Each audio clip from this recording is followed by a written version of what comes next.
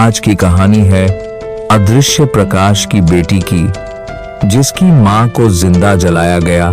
घना जंगल, काली रात और जंगल के बीच एक टूटी फूटी झोपड़ी, जिसके अंदर से अजीब सी नीली रोशनी बाहर आ रही थी। चल चल जल्दी यहां से, एक आदमी घबराते हुए बोला। मैंने सुना है इस झोपड़ी में रहने वाली औरत अशुभ है, जो भी इसे देख ले उसकी किस्मत जल जाती है।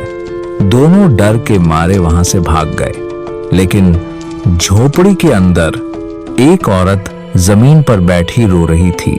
उसका नाम था मालिनी। हे देवी माँ, अब समय आ गया है। जिस श्राप की वजह से मुझे इस लोक में भेजा गया, आज उसका अंत होने वाला है। मालिनी गर्भवती थी, लेकिन उसका गर्भ सामान्य नहीं था। अगली सुबह पूरा गांव मालिनी से नफरत करता था। लोग उसे डायन, अशुभ, मनहूस कहते थे। देखा तुमने, कल तक पेट नहीं था और आज अचानक इतना बड़ा पेट। जरूर कोई काला जादू है। गांव वाले राजा के दरबार में पहुंचे। राजा ने मालिनी को बुलवा लिया।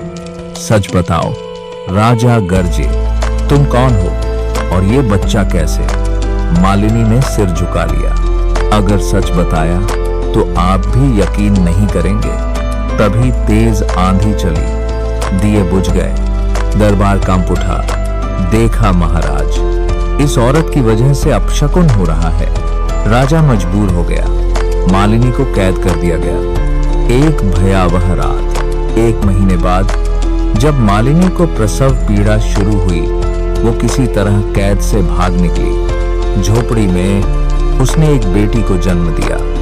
मेरी बच्ची, तू इस दुनिया के लिए नहीं है। सैनिकों की आवाज पास आ रही थी। मालिनी ने बच्ची को गांव के बाहर रहने वाली एक विधवा औरत कमला के दरवाजे पर छोड़ दिया। मेरी बेटी को बचा लेना। और उसी रात गांव वालों ने मालिनी को पकड़कर जंगल में जला दिया। 15 साल बाद कमला की बेटी आर्या बाकी बच्चों से अलग थी। वो जहां हाथ रख देती, वहां फूल खिल जाते। सूखी लकड़ी भी उसके पास आते ही जल उठती। कमला सब समझती थी, लेकिन चुप रहती थी। माँ, डर क्यों लग रहा है आपको? आर्या पूछती। क्योंकि तू बहुत खास है मेरी बच्ची। एक दिन नदी किनारे कमला फिसल गई। आर्या बचाओ, आर्या बचाओ।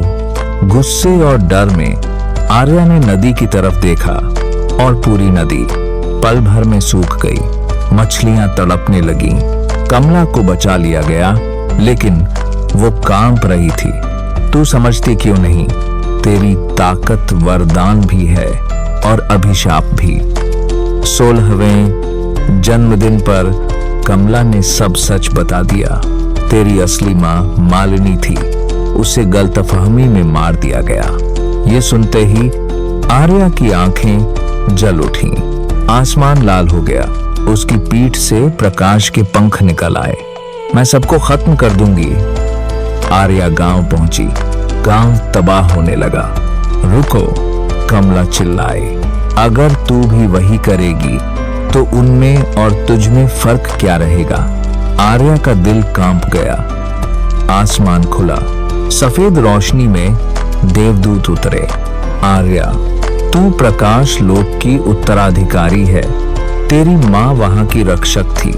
अब तेरे बिना प्रकाश लोक अंधेरे में है। आर्या ने कमला का हाथ थामा। अगर मेरी माँ मेरे साथ आएगी तभी मैं चलूंगी। देवदूत झुक गए।